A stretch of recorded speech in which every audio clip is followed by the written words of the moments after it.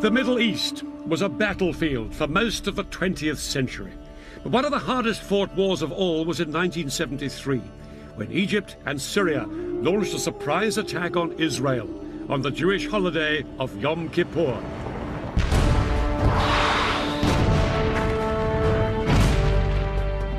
For 3 weeks, the battle swung violently from side to side. It brought each within sight of victory and defeat.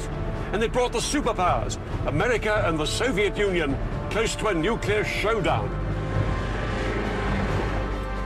The Israelis were in no doubt they were fighting for their country's very survival. For the soldiers of Syria and Egypt, it was a battle for Arab territory and Arab pride. In this program, I'll be revealing how Arab and Israeli commanders astonished each other with the boldness of their strategy. And I'll be finding out how both sides used the latest weaponry with shattering results. No 20th century conflict has been as lasting and bitter as the struggle between Israel and its Arab neighbors. This is the story of the biggest battle between them. It's still such a sensitive subject in Egypt that they wouldn't let us film there. This is the story of the October War of 1973.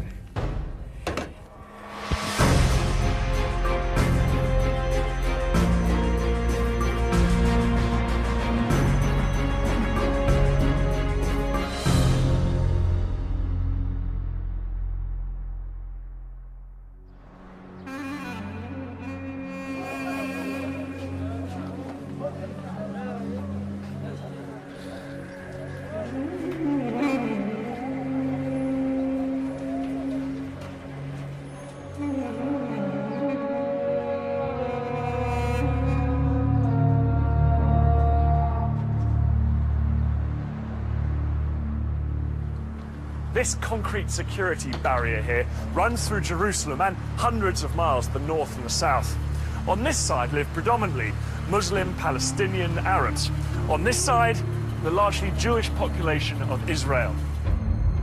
The 8-meter-high barrier, which the Israelis started building in 2002, is the most powerful symbol of the hostility between Jews and Arabs, which still remains after nearly a century of conflict. The Israelis say that they built this barrier to keep out Palestinian terrorists. The Palestinians say it's just Israel's way of grabbing more of their land. And that's what this conflict has always been about: land.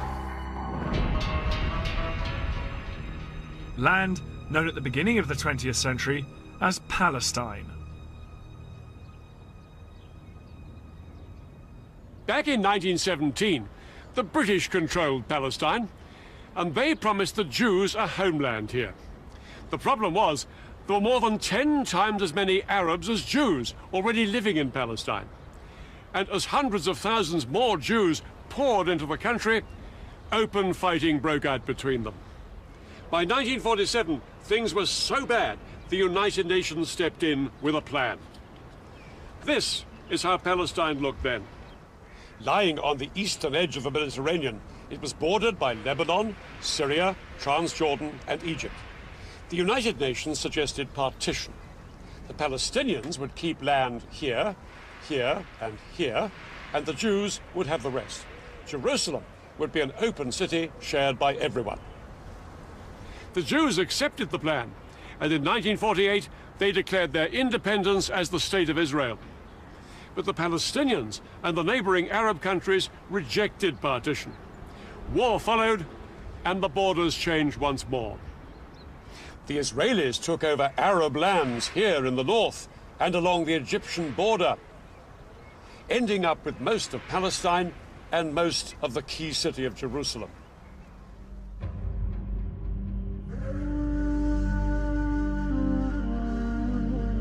Tens of thousands of Palestinians fled or were expelled from their homes. These refugees headed to neighboring Arab countries, creating a refugee crisis that lasts to this day. One night everyone was awakened to the sound of people. Go, go, the Jews are coming. I can still recall the voice and the ensuing chaos.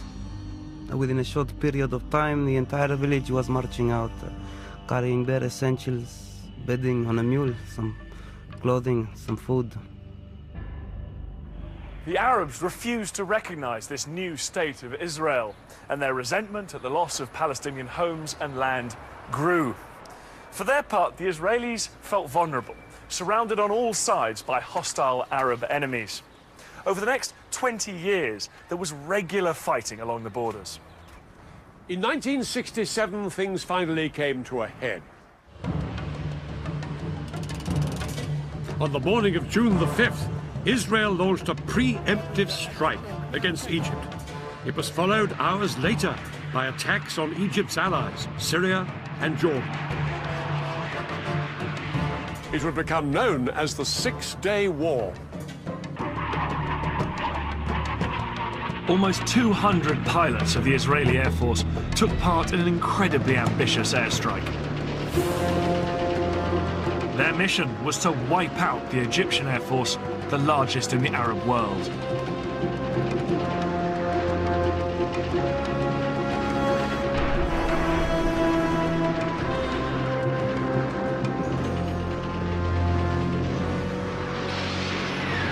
In just under 2 hours, Israeli bombs destroyed almost the entire Egyptian Air Force before it had even got off the ground. Next, Israel launched strikes on the air forces of Jordan and Syria. By the end of the day, Israeli pilots had won total control of the skies.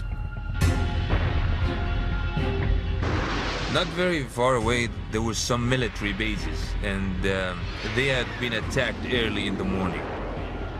There was nothing announced, and we didn't know what was going on. Defeat was unfolding right there.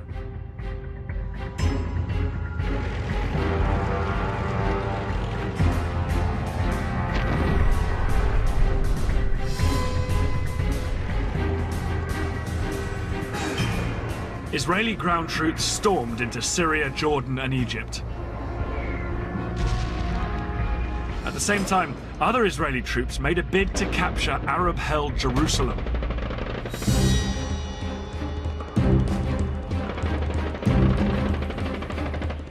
On June the 7th, just 2 days into the war, Israeli paratroopers charged through this gate into the old city.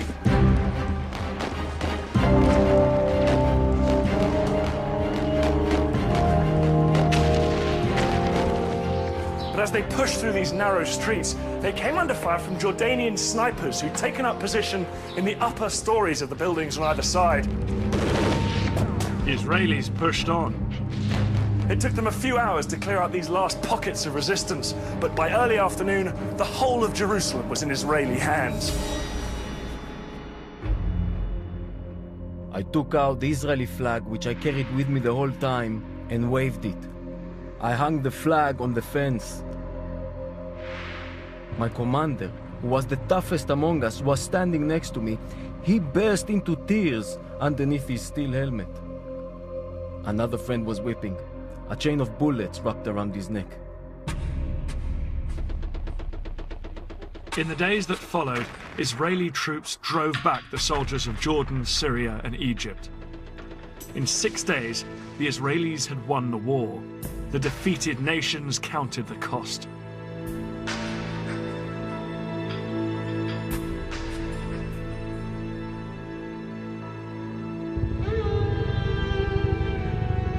It's estimated that Egypt lost 80% of its military capacity, and along with Syria and Jordan, suffered over 30,000 dead and injured.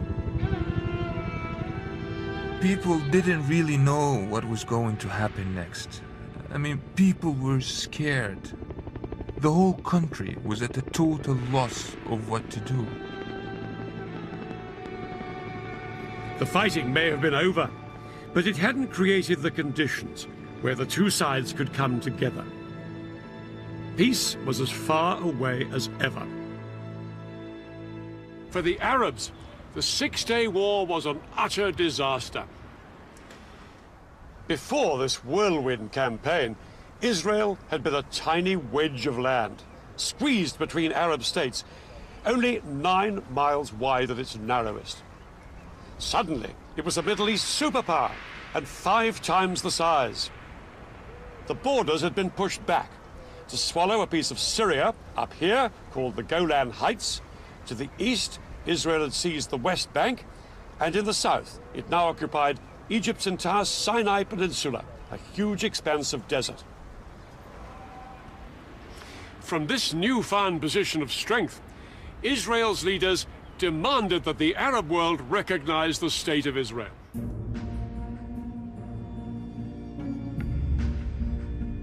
Arab leaders met in Sudan to formulate their response.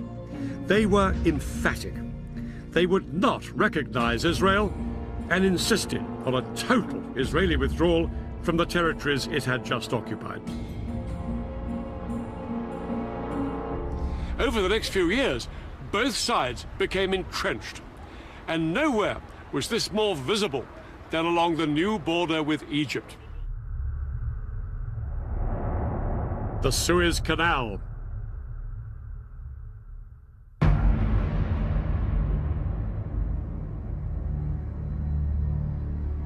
The canal is one of the world's busiest shipping lanes, allowing ships to pass between Europe and Asia without sailing round Africa.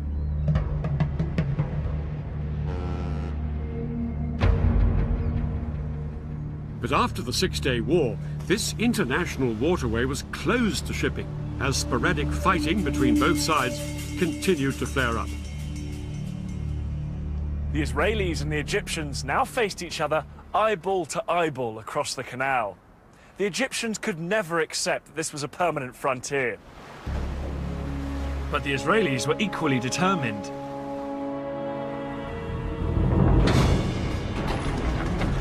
Egyptians now watched in horror as the Israeli military machine went to work. All along the Suez Canal, the Israelis built a massive network of walls, forts and trenches that became known as the Bar Lev Line.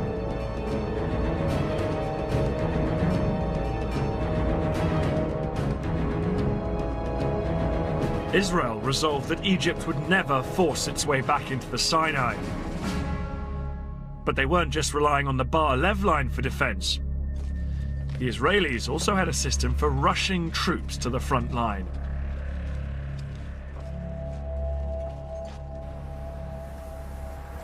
Israel has a small population and can't afford a large standing army. So every male Israeli does 3 years national service and remains a reservist into his 40s or 50s, ready to be mobilized in times of war. Today, females also do national service and they can also be called up if war breaks out. 30 years ago, an army of 250,000 men could be mobilized within 72 hours if the Arabs showed signs of attacking. But after the Six-Day War, that didn't seem very likely.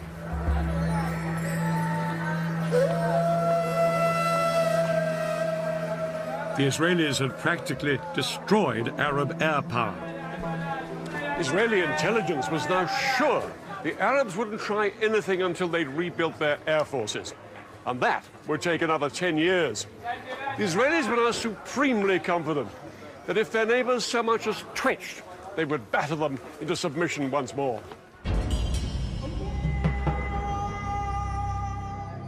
But in Cairo, something had happened that the Israelis hadn't reckoned with. A new Egyptian president with a new sense of purpose, Anwar Sadat. When Sadat came to power in 1970, Egypt was still a demoralized country, smarting from the loss of the Sinai. Sadat was considered a moderate by many, but one of the first things he did was appoint a dynamic and popular new military commander, General Saad el-Shazli. Shazli was given the job of revitalizing Egypt's poorly trained and under-equipped army, because Sadat was determined to do what the Israelis least expected: fight back. Sadat had decided that the only way to win back the Sinai from the Israelis was to make war on them. His plan was to launch a spectacular crossing of the canal and retake a strip of land in the Sinai. Sadat hoped that this would force the Israelis to negotiate a withdrawal from the rest of Sinai. But for this plan to work, Sadat was going to need help. Sadat found a willing ally in the Soviet Union, as the Israelis had with the USA.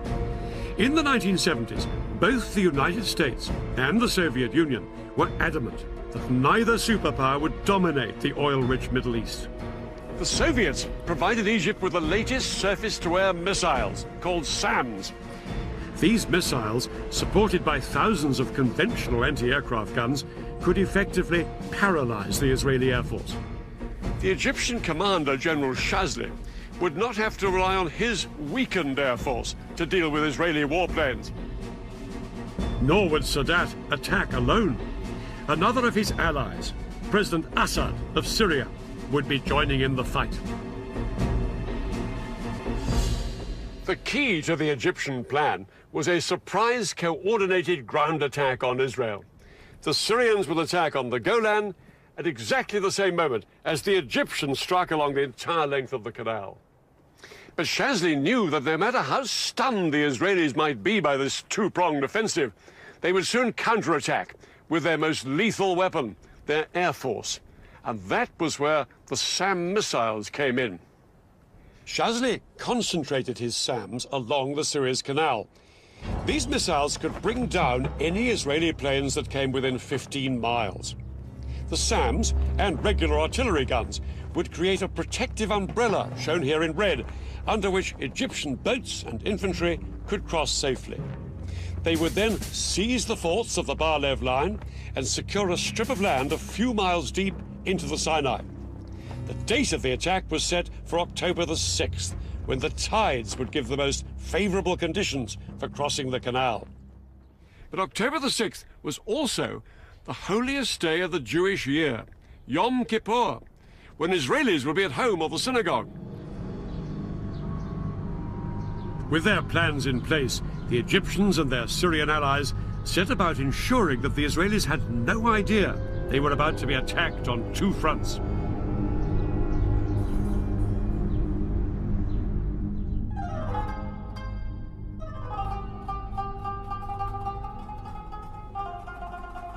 The Egyptians put into effect a complicated deception plan to try and lull Israeli military intelligence into complacency.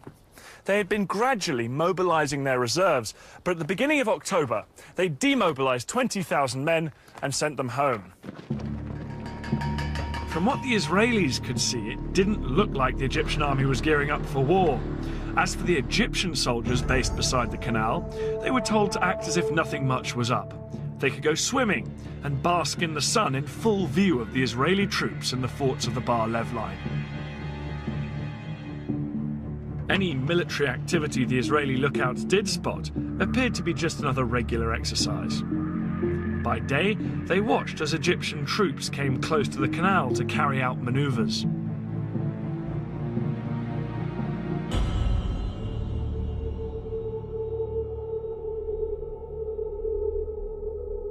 At night, they appeared to head back inland to their barracks many miles away.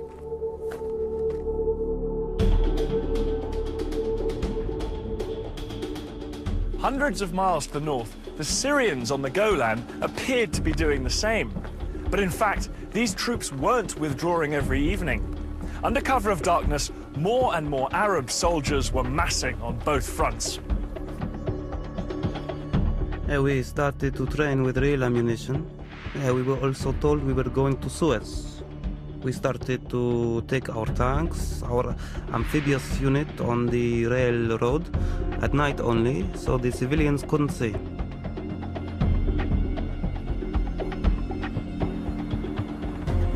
Reports of all this Egyptian activity were given to the heads of Israel's military intelligence. There'd been a number of false alarms in the past, and they were convinced that this was just another one. But they were wrong. At 4:30 a.m. on the 6th of October, the day of Yom Kippur, the phone rang at the home of Israel's military chief, General David Elazar. Elazar had been made Israeli Chief of Staff after a long military career and a host of victories. The call from Israeli military intelligence informed him that both Egypt and Syria would launch an attack in hours. Elazar's immediate thought was to send his air force to hit the Arabs before they had a chance to strike. But that decision could only be taken in the halls of power by Israel's politicians.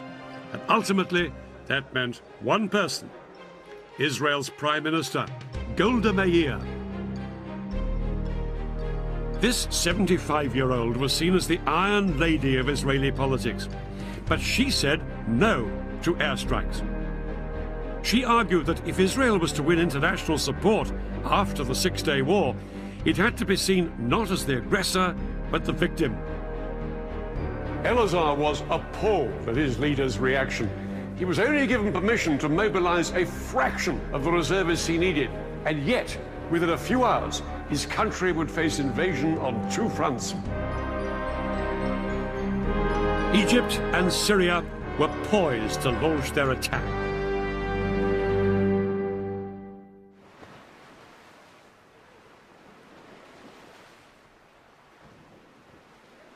Just before 2 o'clock, the Egyptians put their part of the plan into action.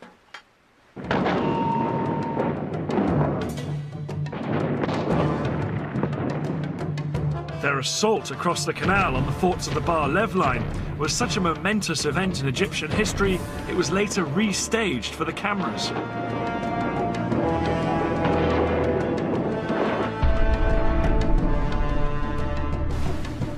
Thousands of Egypt's best-trained commandos crossed the Suez Canal in rubber dinghies. They landed on the east bank in the gaps between the forts of the Bar Lev line. The Egyptian commandos then scrambled up the high sand ramparts. They attached rope ladders to make it easier for the soldiers following on behind them.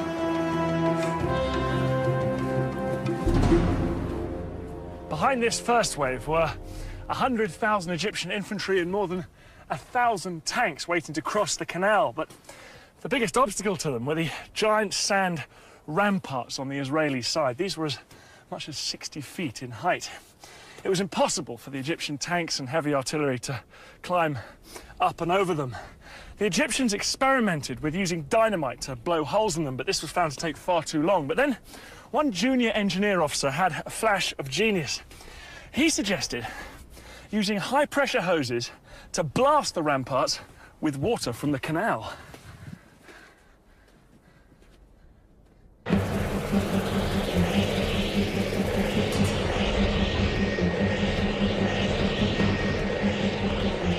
It was an extraordinary idea which would have to work if the entire Egyptian assault was to be a success. 4 hours into the attack, and with fighting raging around them, the Egyptian engineers finally broke through the ramparts, and the first tanks started to pour through. I never believed I would see the day when I was in Sinai. But this was actually Sinai. I looked back at the West Bank and all the green on the other side, and to the east, all I could see is desert. It was good feeling. The eastern bank of the canal now became a battlefield. The Israelis manning the forts sprayed machine gun fire at their Egyptian attackers to try and stem the tide. But within 2 hours, 23,000 of Egypt's infantry were on the east bank and had advanced up to 1 mile into Sinai.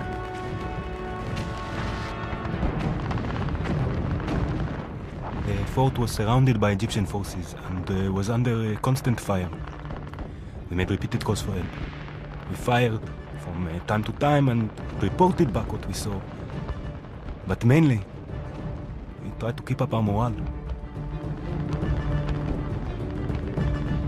But the Israelis were sure that their air force would come to the rescue. The first Israeli jets were sent in at 4 p.m., flying low over the desert. But as they approached the canal, they found themselves under attack from the ground. The Egyptian SAM missiles and anti-aircraft guns caused havoc.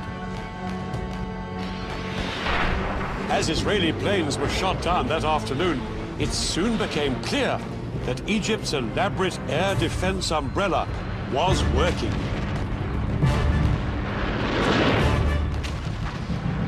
Israel's single greatest weapon, its air force, was virtually powerless to hold back the Egyptian onslaught. The most immediate hope for the Israelis surrounded in the forts were Israeli tanks stationed just a few miles away.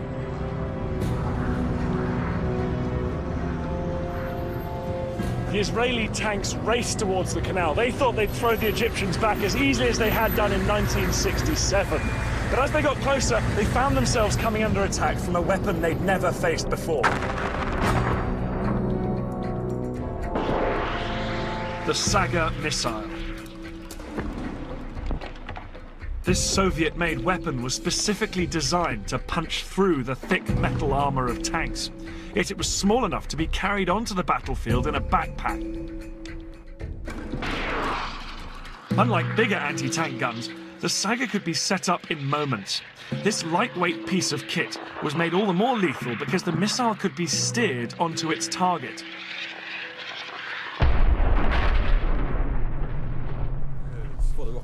Today, Dan and I have come to the Royal Marines Commando Training Centre in Devon.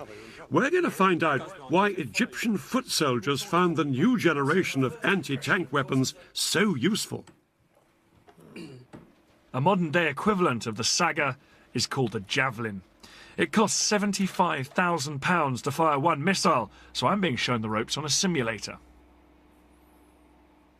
Okay, so as you're looking through the eyepiece now, Daniel, hopefully you're seeing exactly the same picture as I'm going to see on the computer screen. Yeah. Rather than firing off a real missile, the Javelin trainer uses a laser system. If I hit the target, it will show up on the control panel. Good scan. Oh, there's one up there on that ridge line. Okay, so well pinged, well spotted that one. Here's another one. He's coming straight towards me, this one. Okay, so I'll make that your priority target because it's a direct threat to you. Okay. Activate the seeker and release. Alright, he's going behind a few little hillocks and things, but... Okay, now we're in seeker field of view. So what you're going to do, you're going to decide to engage that vehicle. So squeeze and hold left-hand trigger. Squeeze and release right. Well done. Let's see how we do. Yeah. Just watching it now. Just watch it's nice time to do does. anything. Okay, so that's a good hit. Right smack centre of the top of the turret. I was ready to take the simulator out into the field. I'm aiming at a real target. That truck fitted with a laser detector that will register a hit. Well, here we are now in this moving vehicle, making a target for Dan, very like the Israelis moving forward to attack the Egyptians in Sinai. Must have made for the Egyptians. Thank you. For a novice like me, a Javelin is easier to handle than a Saga. When a Saga was fired, it trailed a control wire behind it, and the operator used a joystick which had to keep steering the missile until it reached its target. Oh, I think I can see something now. A hit required good training and a steady hand. I was going to have a pop at them. With the Javelin, all I have to do is get the truck in the sights, lock the guidance system onto it, and fire. No, he's just popped out now. You just see the smoke from his exhaust. Activating the seeker. Okay. Okay, I'm going to go for it. Go for it. At least, that's the theory.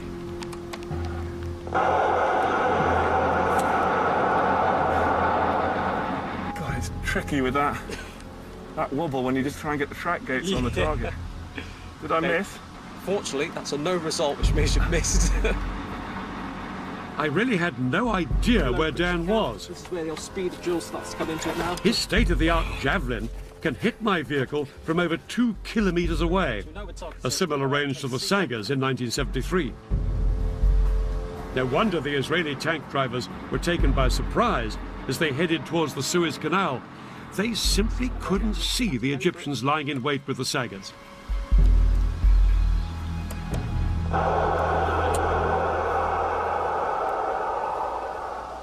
Hit. Hit. Well done. Oh, brilliant. Hey, Dad. Okay, tell me you missed us. I'm afraid to say, I got a hit. You didn't? Yeah, see, look there. Hit 700 metres. Good gracious. Yeah, I did miss the first time. You have got the most modern guided missile there, What? probably in the world. No, I know. Because one thing worth saying is that the Sagas were wire-guided missiles. You had to keep the sight on the target all the time the missile was travelling towards it. It had to be fixed there, whereas you just fired it and forgot. Yes? Yeah, it's hard enough to get the sight locked onto you, and actually have to keep it there for the entire time the missile's in the air. It would be incredible. You're shaking, you're breathing, you're nervous. I couldn't have done it if it hadn't been a lock on and then forget about it. Very, very powerful form of anti-tank warfare. For the Israelis, quite a new ordeal. In 1973, the saga was turning the Sinai into a tank graveyard. The tanks, which were the pride of Israel's army, were being destroyed by Egyptian infantrymen. Israel had begun the war with around 300 tanks in Sinai. By the end of the first 36 hours, they'd lost approximately half of this number. Things were critical for the Israeli soldiers in Sinai. But that was only half the story. At the same time the Egyptians launched their attack, the Syrians had launched their bid to retake the Golan Heights.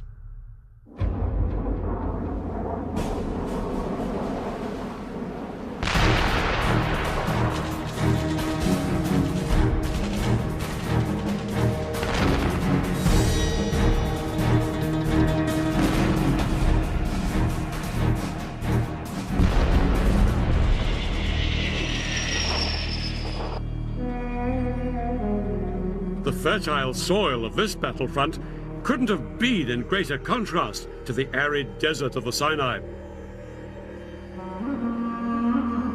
The Golan Heights had been a valuable prize when the Israelis captured them in 1967.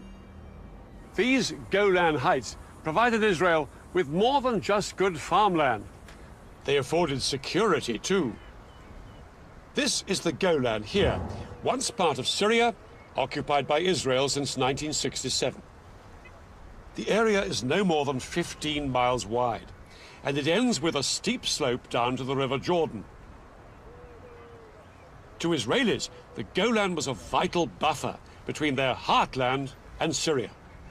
Despite this, only 170 Israeli tanks and 400 soldiers were stationed in the front line on the Golan. Most of the Israeli forces were here in the north, because Israeli commanders felt this was the most likely place for any Syrian assault. But when the Syrians made their move, their 1,200 tanks and 60,000 men attacked all the way along the line. 6 hours into the battle, the Syrians' overwhelming strength was beginning to tell, and their tanks broke through down here in the more lightly defended south. By nightfall, they'd almost reached the western edge of the heights, where they could look down on the River Jordan. If Syrian tanks could now seize the vital bridges across the Jordan, they'd be able to pour across the river into Israel's heartland.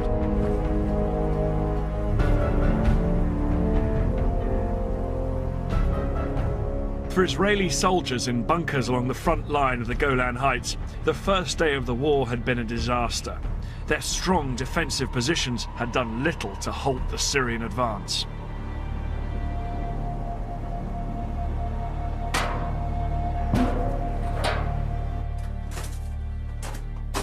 This is one of the Israeli bunkers dug in to the Golan Heights, and it's got an incredibly strong construction. It's deep underground, it's reinforced concrete and these steel plates here as well.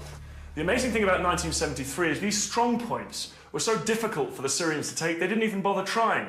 They simply bypassed them with their tanks and kept pushing forward.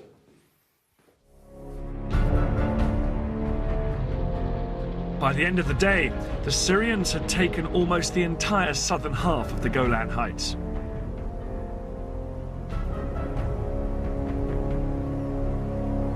It was a nightmare situation for Israel. It had been caught unawares with far too few troops on both front lines. All Elazar, the Israeli chief of staff, could do was to mobilize every single reservist in the country. In towns, villages and farms across Israel, news filtered out that their country was under attack.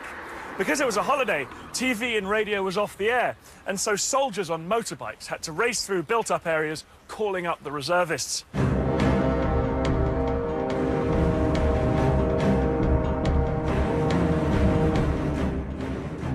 in my kibbutz on Yom Kippur when I heard the planes taking off from the Air Force Base in the area. I drove with another member of my kibbutz, who was also a company commander, to our assembly point.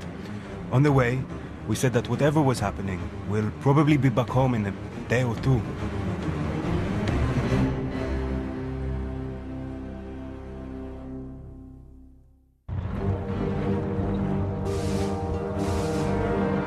Men and tanks headed out towards both fronts, but it would take 2 long days before they'd be ready to mount a counterattack.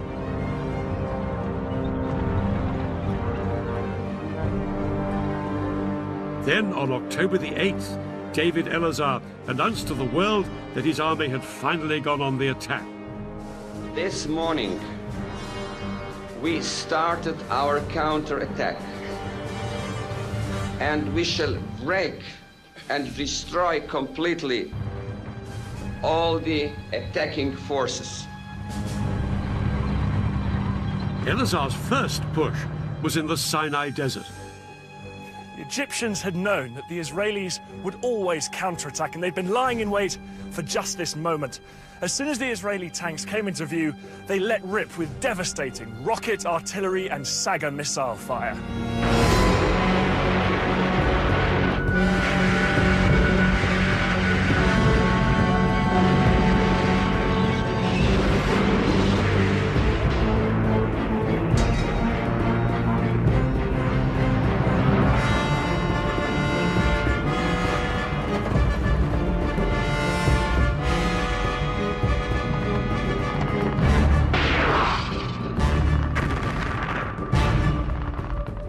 The Israelis suffered heavy casualties all day.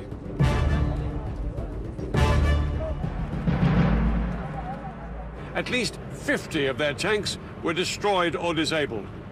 To the Israelis, it was abundantly clear this was no longer the poorly trained Egyptian army they'd fought in the past. By the end of the day, Israel was facing catastrophe. Israelis had believed that once their army was in place, they would be victorious. Now they had to face the shocking truth that this hadn't happened. Prime Minister Meir sent an urgent request to the Americans, begging them to resupply the country. Under attack on 2 fronts, Israelis felt their country was about to be squeezed out of existence. It would need a bold change of strategy to save the day. The simple truth was that Israel did not have the strength to fight this war on 2 fronts at the same time. Elazar had to concentrate his strength on one front before he tried to roll back his enemy on the other. In the Sinai, the Egyptians were separated from Israel by hundreds of miles of desert. But here on the Golan, the Syrians were perilously close to Israel's main villages and towns across the Jordan, just a few miles' drive away. The Golan had to be Elazar's priority. So he ordered the army and the air force to put everything they had into throwing the Syrians back. Some tank units would attack halfway along the Golan to relieve the pressure on Nafak, the Israeli HQ on the heights. Other Israeli tanks had already been ordered to go up onto the southern Golan, where the Syrians were closest to Israel's heartland. Their commander had been told bluntly, "You are Israel's last hope." But one thing in their favor was that the Syrians had made an extraordinary decision to halt up on the high ground rather than press on towards the River Jordan. It gave the Israelis vital breathing room to cross the river and move up towards the Golan.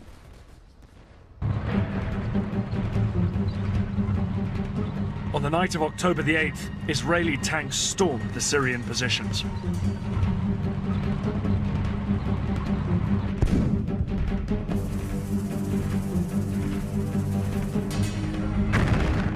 The fighting raged around the clock. The Soviets had given the Syrians their latest infrared night fighting equipment. The Israelis had nothing of the kind. And that meant during the hours of darkness, the Syrians could identify the Israeli tanks and cause horrific casualties. I scanned the area with my scope and picked up a pair of infrared lights coming directly at me. I took another look. The headlamps were still approaching. The Syrian was targeting in on us. Driver, back up, I screamed. And the tank rocked back till we came to a stop.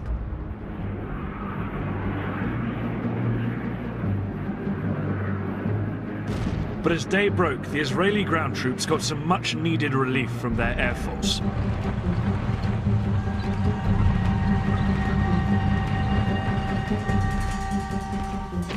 Throughout the rest of the day, however, the Israelis fought desperately to hold the line. The Israelis knew that if they gave way here, their country faced a real threat of extinction.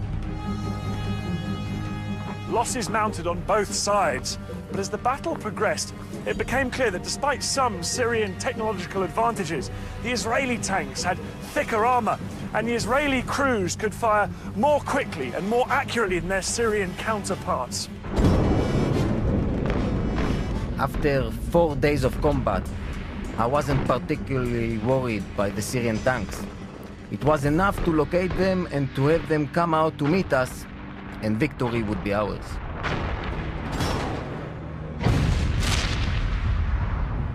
By the 10th of October, 4 days into the war, there was an astonishing turnaround. The Syrians were in full flight from here on the Golan.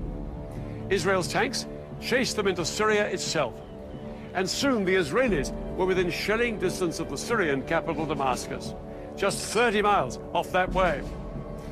Syrian President Assad sent a message to President Sadat, urging the Egyptian leaders to do something to relieve the pressure on Syria.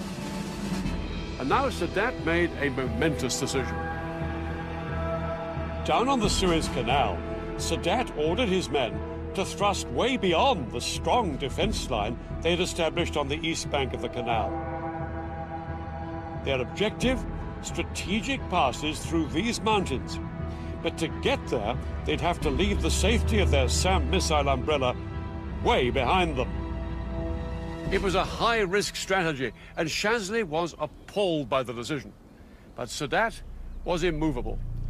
What followed would be one of the biggest tank battles in history.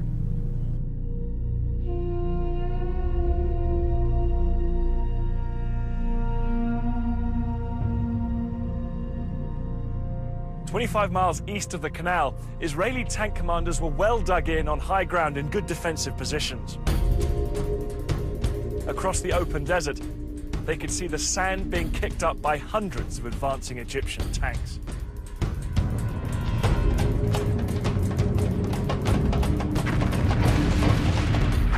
The Egyptians were totally exposed to withering Israeli fire.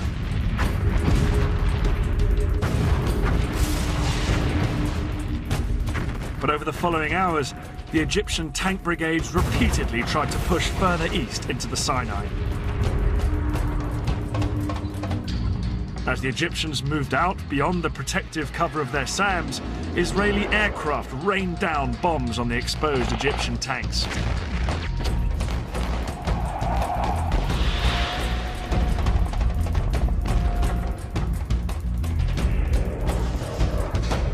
The Israelis' skillful use of their tank guns meant that they pulverized the Egyptians exposed down on the open ground.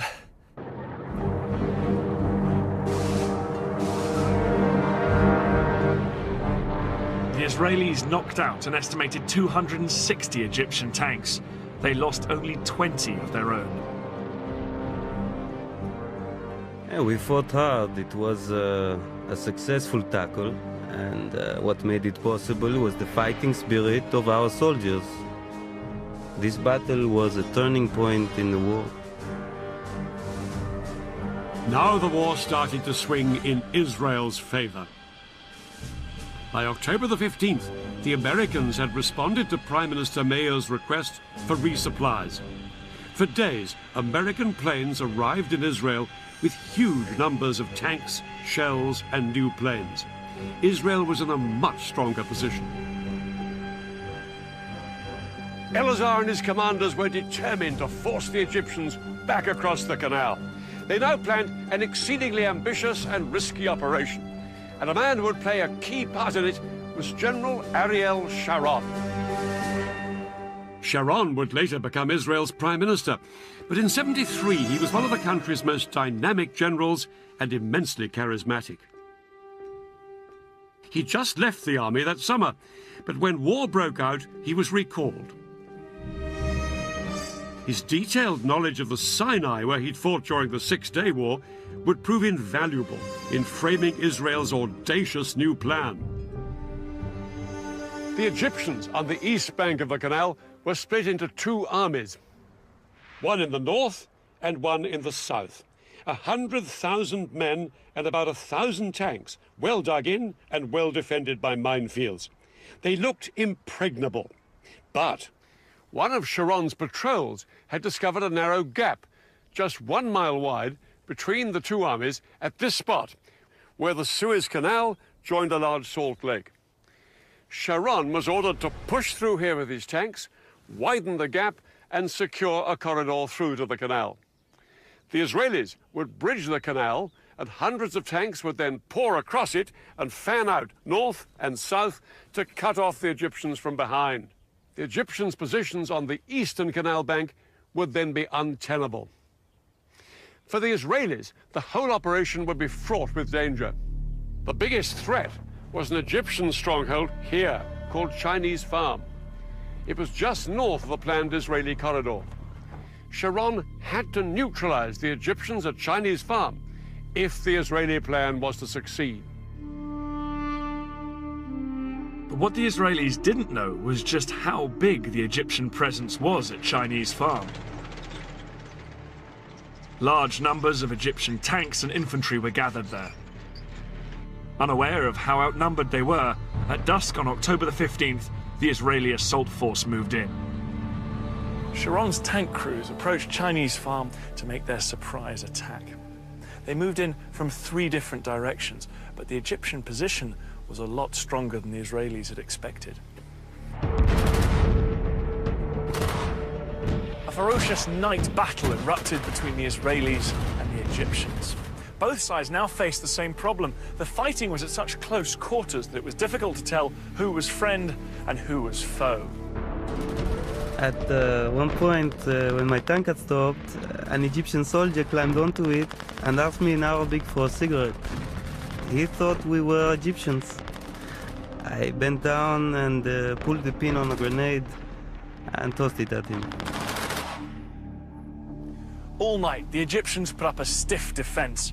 They disabled Israeli tanks and killed and wounded enemy soldiers.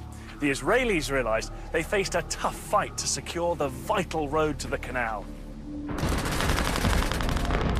The Egyptians were spread out like a horseshoe. They could shoot at us from 3 sides. It was a carpet of fire, the bullets were everywhere. I thought from here, we are not going to get out alive. This is our death place. Sharon decided to cross the canal before waiting for the Battle of Chinese Farm to be won. At midnight, he sent 750 paratroopers to sneak across and establish the vital toehold on the west bank. His men had been totally unopposed. But to turn this into a major breakthrough, the Israelis would need to get thousands more men and tanks across the canal. In fact, the Israelis had built a mobile bridge a year before the war for just this purpose.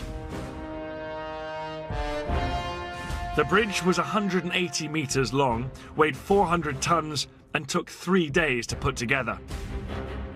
Once assembled, it was towed on metal rollers through the desert by 12 tanks along the only road down to the canal. But there was a problem.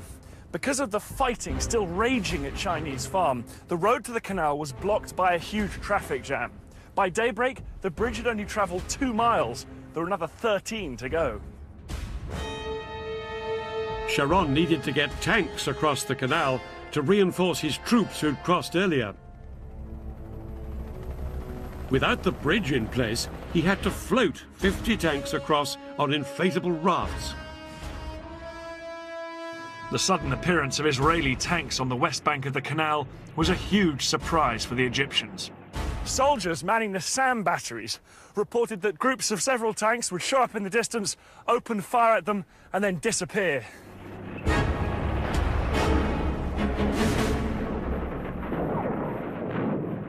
Later that day, on the evening of October the 16th, the Israeli Prime Minister Golda Meir triumphantly told the Israeli parliament their troops had crossed the canal into Africa. In reality, it would be another 2 days before the Israelis secured the corridor to the canal. It wasn't until October the 19th that the bridge was finally in place.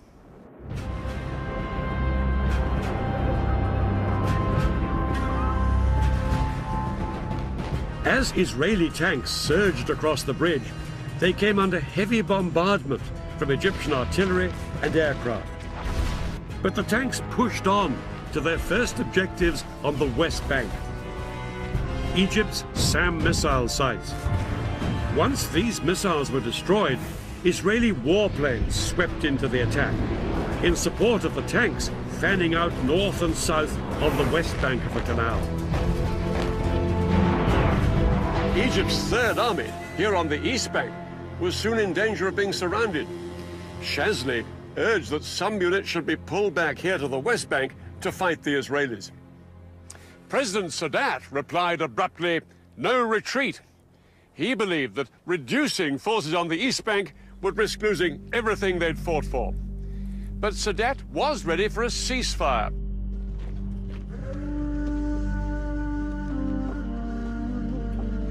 It was announced on the 22nd of October.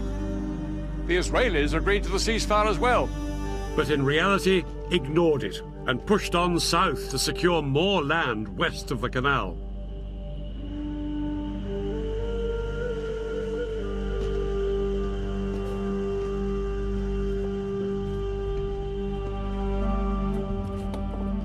By October the 23rd, the Egyptian Third Army was surrounded. The supply lines of its 45,000 men were cut. With only 4 days of food and water left, it wouldn't be long before they were starved into submission.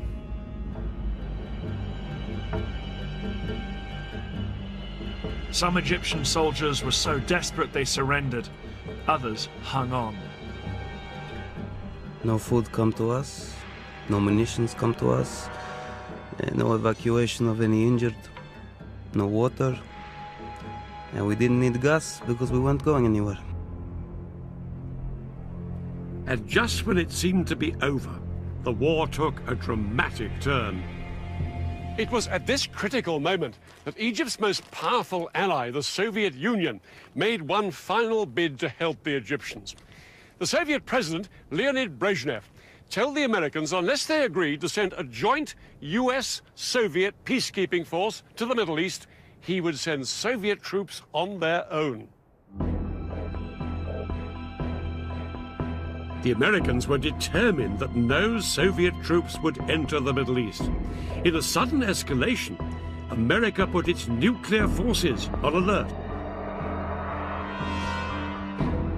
US nuclear missiles were readied in their silos, and 2 aircraft carriers with nuclear strike forces were ordered to the eastern Mediterranean. The implied threat of nuclear war forced Brezhnev to make a choice: to escalate or to climb down.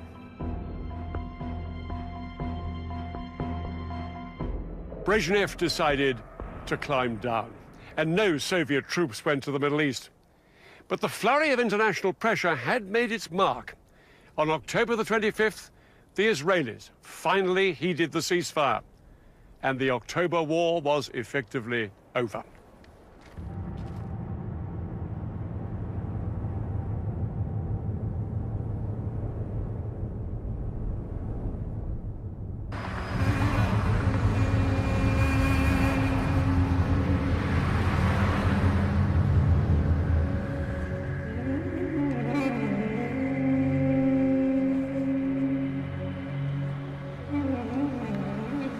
It's hard to say who was the clear victor in this war. The Israelis, who saw both their fronts shattered by surprise attacks, made an astonishing military comeback. But the Arabs gave Israel a real shock. For many Israelis, the 9,500 soldiers killed or wounded during the October War was an unacceptably high price to pay. They blamed their government for failing to heed the warnings that war was imminent. Israeli confidence was shattered. They were no longer the invincible military power that they had thought they were. Despite the fact they'd suffered up to 30,000 casualties, perhaps in the end, the side that gained the most from this war was Egypt. The Egyptian crossing of the canal was seen as a major military achievement that restored Arab pride and gave President Sadat the confidence to make a spectacular bid for peace.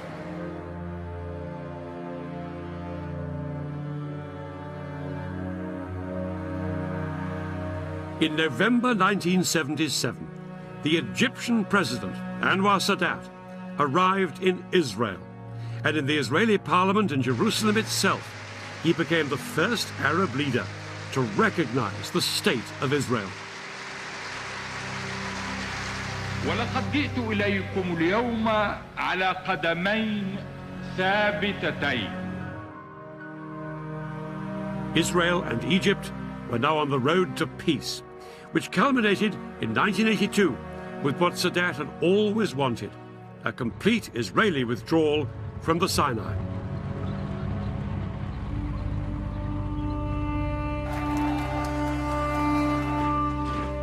But Sadat never saw it happen.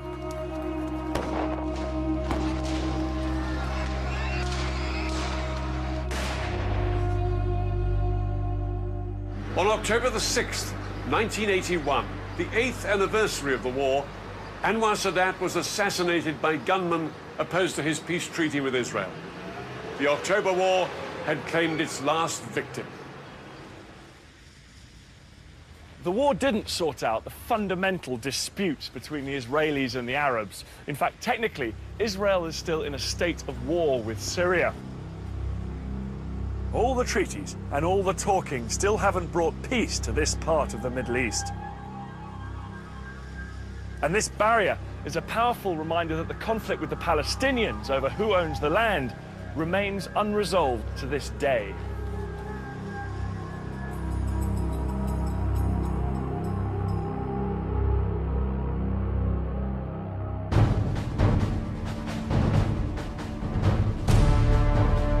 Next week, 20th century battlefields brings you the Falklands War.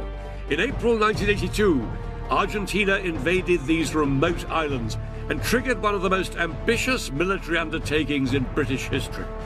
I look at how the British fought 8,000 miles from home. And I'll see how the troops tackled this hostile terrain. It was in a way one of the century's most bizarre conflicts. It's the story of the battle for the Falklands.